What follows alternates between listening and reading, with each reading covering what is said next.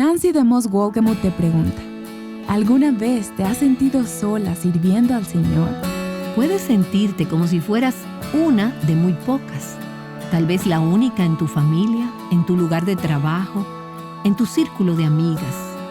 Tal vez una de muy pocas en tu iglesia que tiene un corazón sincero para Dios. Tan pocos nombres.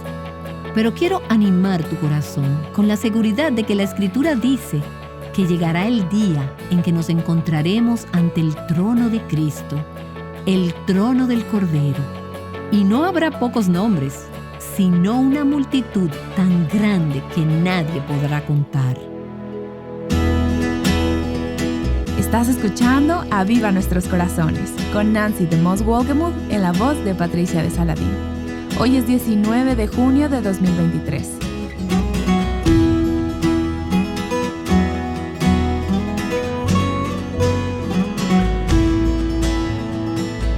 Es difícil estar sola.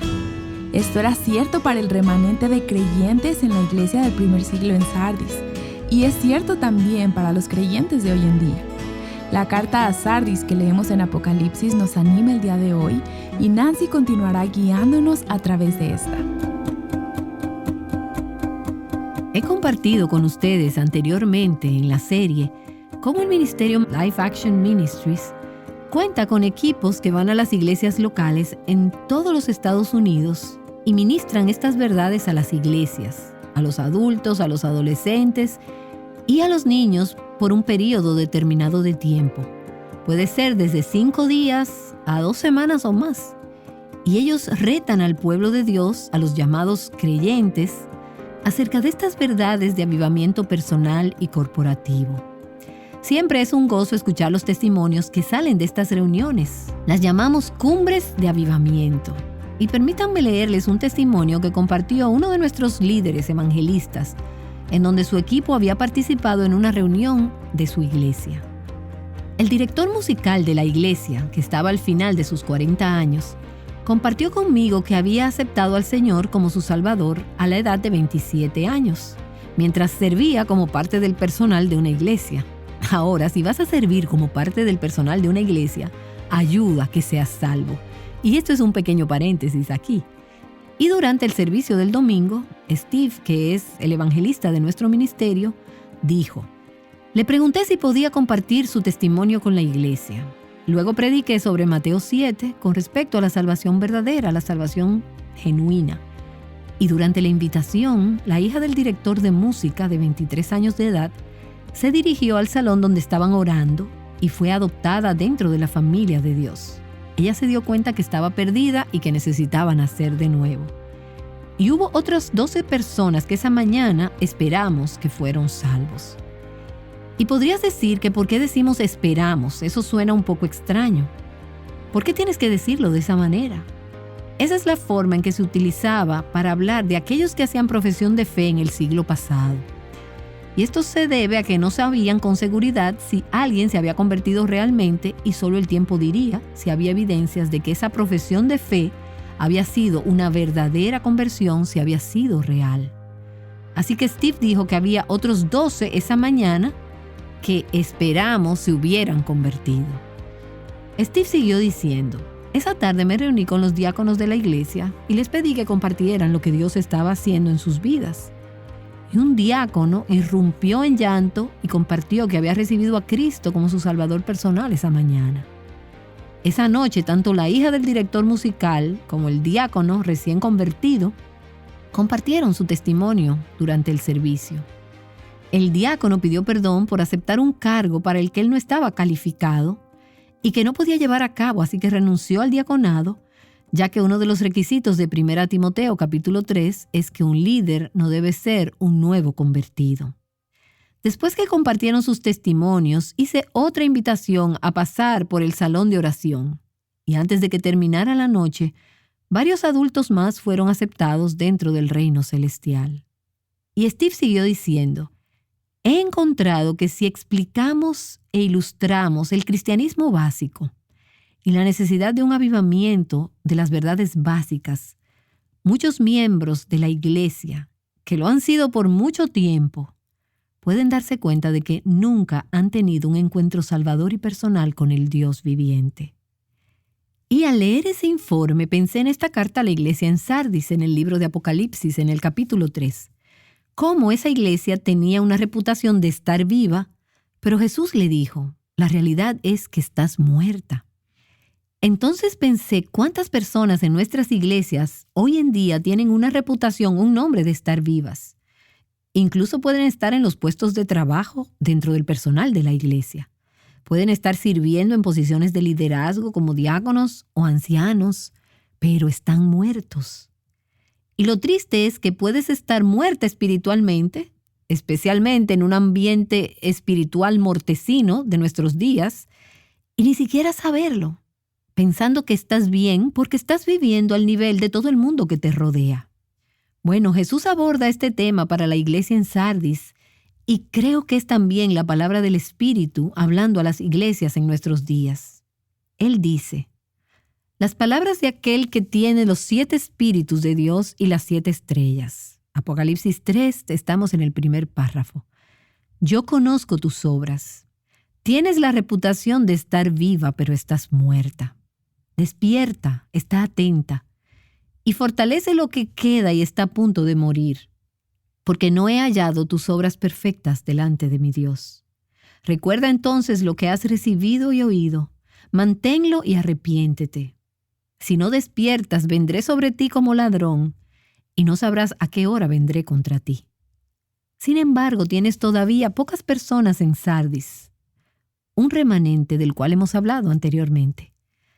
Las personas que no han manchado sus vestiduras y andarán conmigo en vestiduras blancas, porque son dignas. El vencedor se vestirá de este modo de vestiduras blancas, y no borraré su nombre del libro de la vida, y confesaré su nombre delante de mi Padre y delante de sus ángeles. El que tiene oído, oiga lo que el Espíritu dice a las iglesias. Ahora, en la última sesión señalamos que Jesús prometió 3 recompensas para aquellos que vencieran, los que han demostrado ser fieles. La primera es que se vestirían con vestiduras blancas, que caminarían con Cristo de blanco. Ahora, la segunda y la tercera promesa son las siguientes. Nunca borraré su nombre del libro de la vida, y confesaré su nombre delante de mi Padre y delante de sus ángeles. Muchas ciudades griegas y romanas en esa época tenían un registro de todos sus ciudadanos. Cuando nuevos ciudadanos se trasladaban a la ciudad, ellos eran añadidos al registro. Si alguien moría o era expulsado de la ciudad o era declarado culpable de algún crimen, su nombre se borraba del rollo, del libro. Así que cuando Jesús habla acerca de un libro, de un registro de nombres, la gente entendía y tenía cierta familiaridad con el término. Ahora, los cristianos del primer siglo se enfrentaron a la posibilidad real de que si se negaban a renunciar a Cristo, sería considerado un delito y su nombre sería borrado del registro de la ciudad donde vivían. Ellos serían expulsados, serían considerados como criminales. Y la carta de Jesús a los fieles creyentes en Sardis era como un recordatorio de que era posible que su nombre hubiera sido eliminado del registro de los nombres de la ciudad en esta tierra. Pero sus nombres nunca serían borrados del registro que Él tiene en el cielo, si estamos hablando de verdaderos creyentes. Pero ahora permítame hacerlo un poco más práctico para nuestro tiempo actual. Puedes tener tu nombre en la lista de miembros de la iglesia y terminar en el infierno. El libro de la vida es el libro que realmente cuenta. Cuando todo esté dicho y hecho, el hecho de que tu nombre estaba en la lista de la membresía de la iglesia no te garantiza nada para la eternidad. El libro de la vida es un libro muy importante. Y se hace referencia a él 7 veces en el Nuevo Testamento, y 6 de esas referencias están en el libro de Apocalipsis. Apocalipsis capítulo 13, versículo 8 nos dice que a la bestia la adorarán todos los habitantes de la tierra, aquellos cuyos nombres no han sido escritos en el libro de la vida, el libro del Cordero que fue sacrificado desde la creación del mundo. Así que hay aquellos cuyos nombres no están escritos en el libro de la vida, donde los nombres están escritos desde antes de la fundación del mundo. Apocalipsis capítulo 20, versículo 15. aquel cuyo nombre no estaba escrito en el libro de la vida era arrojado al lago de fuego, lo que la Escritura llama la muerte segunda o la segunda muerte. No solo la muerte física, sino la separación espiritual eterna de Dios. Y Apocalipsis capítulo 21, versículo 27. Nunca entrará en ella nada impuro, y está hablando aquí del cielo, ni los idólatras, ni los farsantes, sino solo aquellos que tienen su nombre escrito en el libro de la vida, el libro del Cordero. Ahora bien, si piensas que vas al cielo, o afirmas estar segura de que vas al cielo, debes ser capaz de responder a la pregunta. ¿Sabes a ciencia cierta que tu nombre está escrito en el libro de la vida del Cordero? Ahora Jesús le dice a estos creyentes fieles en Sardis: el que venciere, el que demuestre su fidelidad, el que tenga una relación de pacto conmigo, nunca borraré su nombre del libro de la vida. Y esa frase ha hecho que algunas personas se pregunten: bueno, ¿significa eso entonces que algunos nombres podrían ser borrados, como dicen algunas de sus traducciones? ¿Es posible que un creyente pueda perder su salvación? Ese es tema para otra serie, y quiero hacer toda una serie sobre la seguridad de salvación en algún momento, pero voy a hacer solo algunos comentarios acerca de esta frase aquí. En primer lugar, no hay ninguna indicación explícita en este pasaje que cualquier persona tendrá su nombre borrado del libro de la vida. Dice simplemente que nunca borraré su nombre del libro de la vida. No está diciendo yo borraré algunos otros nombres. Por el contrario, la gramática aquí en el idioma original, en el griego, es un doble negativo muy enfático. Yo nunca, no, nunca. Es la esencia, está enfatizado. Nunca borraré su nombre del libro de la vida. Así que en realidad esto debería dar seguridad a aquellos pocos en Sardis que no habían ensuciado sus vestiduras, que eran fieles seguidores del Cordero. Ahora, cuando empecé esta serie y lo mencioné hace unos días, pensé que sería una serie más fácil sin tantas complejidades teológicas. Pero me equivoqué. Una de las grandes complejidades es todo este tema del libro de la vida, y yo no tenía ni idea de cuántos puntos de vista diferentes existían con respecto a qué es el libro de la vida, qué significa ser borrado de este libro. Pero hay dos interpretaciones principales del libro de la vida, y algunos buenos teólogos, personas creíbles, dirían que este es un libro en el que se registran los nombres de todos los seres humanos que han vivido. El libro de la vida. Todos los que alguna vez han vivido, y entonces cuando mueren, si no han depositado su fe en Jesucristo, su nombre es borrado del libro de la vida. Esa es una interpretación. Otros dirían que solo aquellos que depositan su fe en Cristo han estado inscritos en el libro de la vida y que los nombres de los incrédulos nunca han sido registrados allí. Solo los verdaderos creyentes en Cristo se encuentran en ese libro.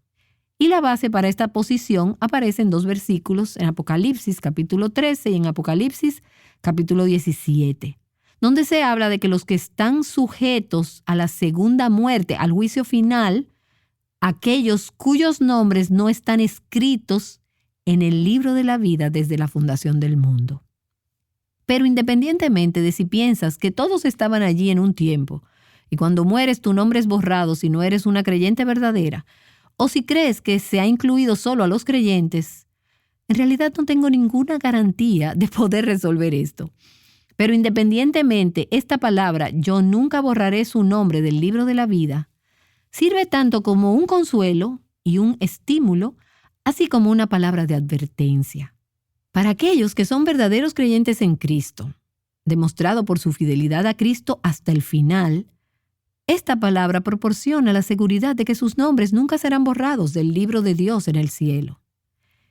Y por otro lado, es una palabra de advertencia a los creyentes genuinos que vacilan en su fidelidad al Señor, que están siendo tentados y atraídos por el pecado. Esta es una fuerte advertencia de que tienen que examinar sus vidas, tienen que arrepentirse, tienen que cambiar su manera de vivir y entonces tendrán la garantía, la seguridad eterna, porque la evidencia de una vida cambiada es la evidencia de una verdadera conversión.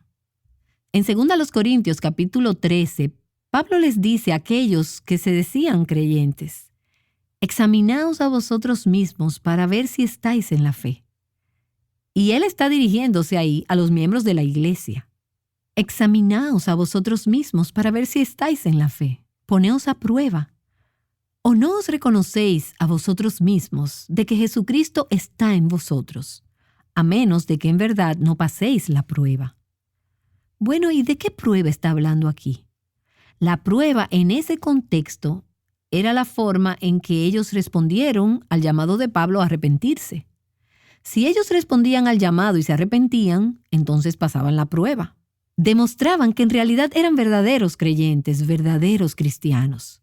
Pero si no se arrepentían, si persistían en su pecado durante un periodo prolongado de tiempo, daban motivos para preguntarse si de hecho eran hijos de Dios, independientemente de lo que pudieran profesar. Y puedes ver el mismo concepto en 2 de Pedro capítulo 1, donde dice: por lo demás, hermanos, tanto más, procurad hacer firme vuestra vocación y elección, porque haciendo estas cosas no caeréis jamás, porque de esta manera os será otorgada amplia y generosa entrada en el reino eterno de nuestro Señor y Salvador Jesucristo. Lo que Pedro está diciendo es que si hay evidencias en tu vida de que estás creciendo, de que se está desarrollando tu fe, que estás madurando en tu caminar con Cristo, entonces tienes una mejor base para tener la certeza de tu relación con Él. Pero si no hay tal fruto, si no hay tal evidencia y no hay sensibilidad a las formas y la palabra de Dios, entonces no tienes ninguna base para tener certeza de la vida eterna. Ahora, los falsos creyentes no están en lo absoluto preocupados por esta advertencia porque no les importa.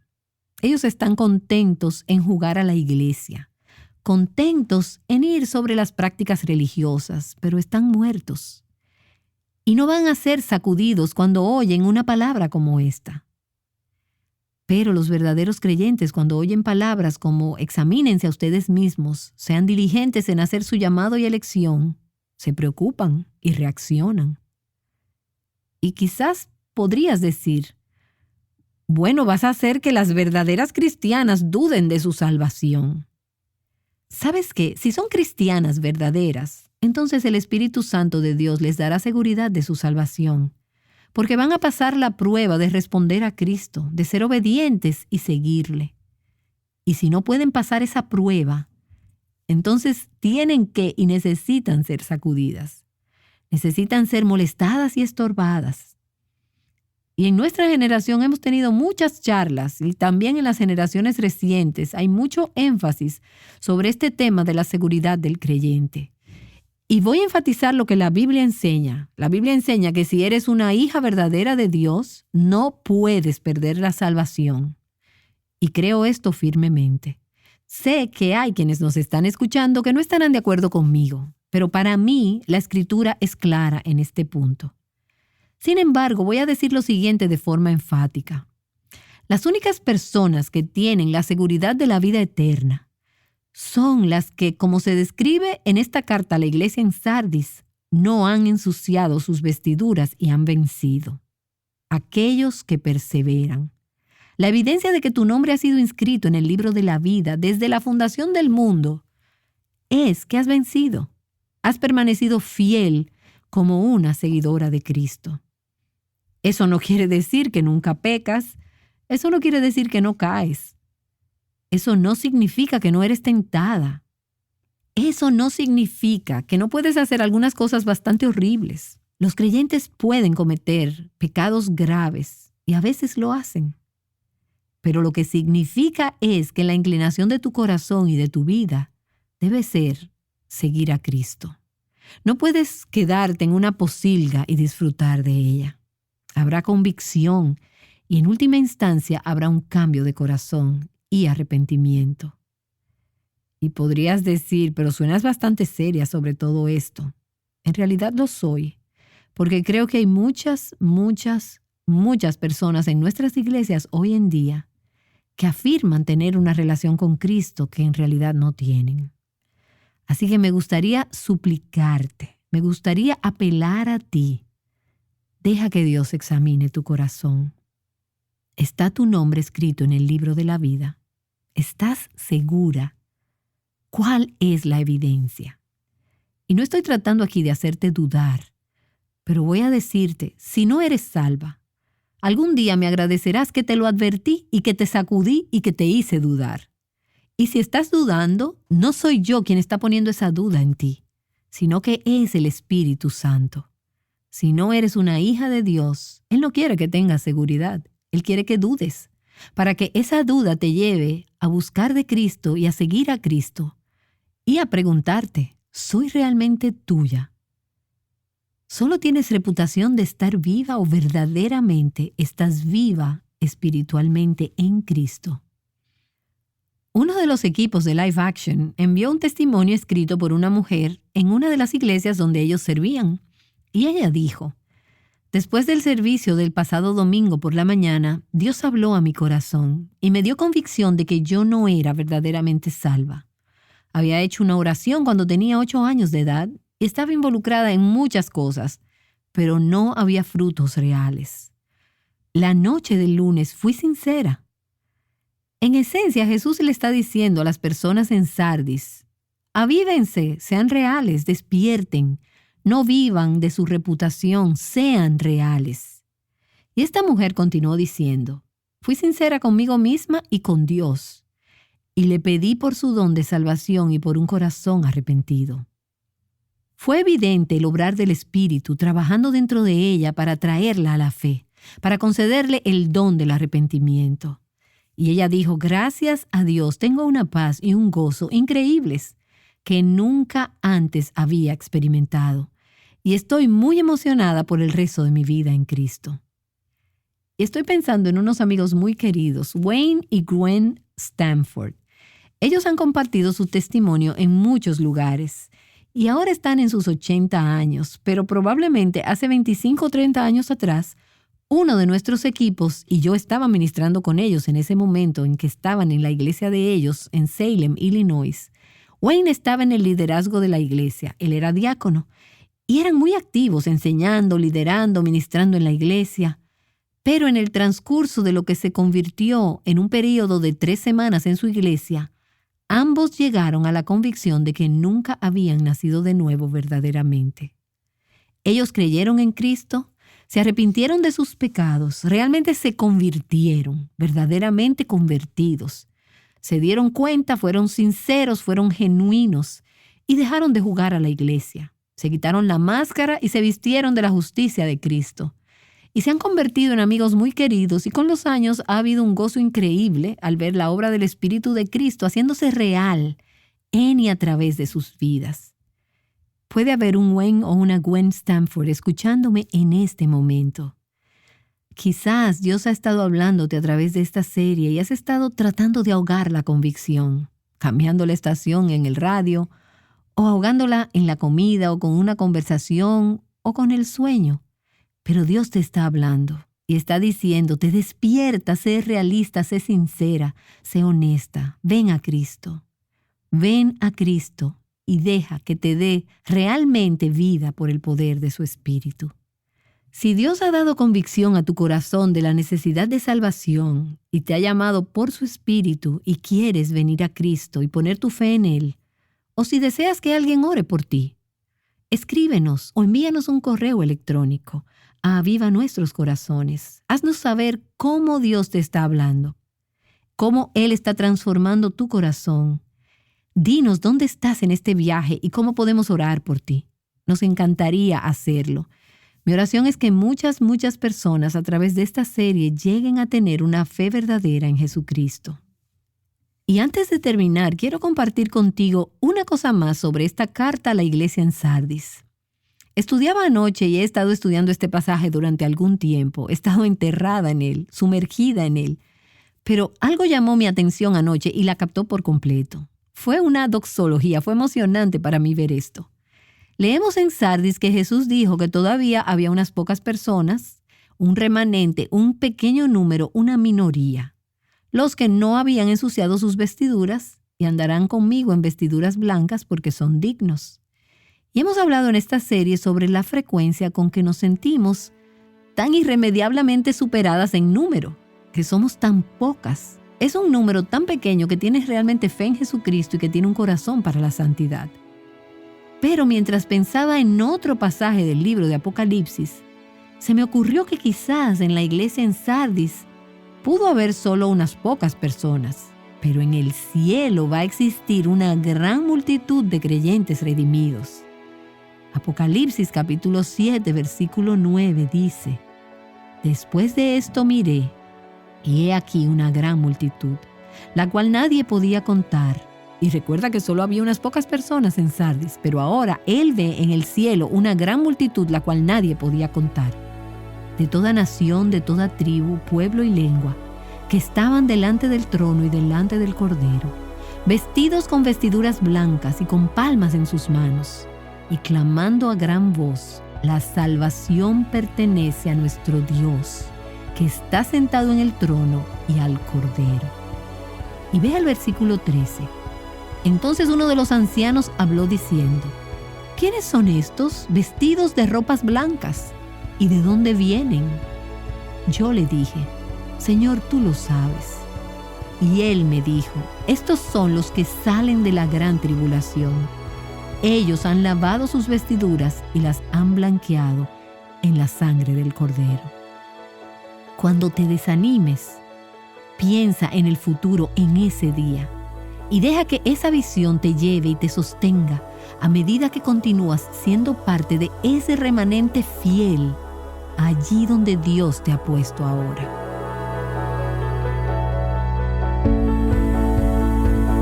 Nancy DeMoss Wolgemuth nos ha estado apuntando a un día en el que nunca seremos superadas en número o desanimadas. Si te sientes sola en tu fe, espero que el episodio de hoy ponga tu mente en la eternidad. La serie de esta semana que explora la iglesia de Sardis es una de varias series basadas en las cartas que Jesús dictó a las iglesias de Apocalipsis. Así que si te has perdido alguna de estas series anteriores, te invitamos a visitar avivanuestroscorazones.com para escuchar el audio o también leer la transcripción. También te queremos animar a que leas estos primeros 3 capítulos del libro de Apocalipsis y estudies estas cartas a las iglesias en tu devocional personal. Y bueno, la segunda venida de Cristo ha sido dramáticamente descrita y también muy debatida. Nancy te invita a darle un vistazo fresco al regreso de Cristo. La esperanza de su venida puede llenar tus días de increíble gozo. Únete a nosotras de nuevo mañana mientras Nancy inicia la serie basada en la carta a la iglesia en Filadelfia. Te esperamos aquí en Aviva Nuestros Corazones.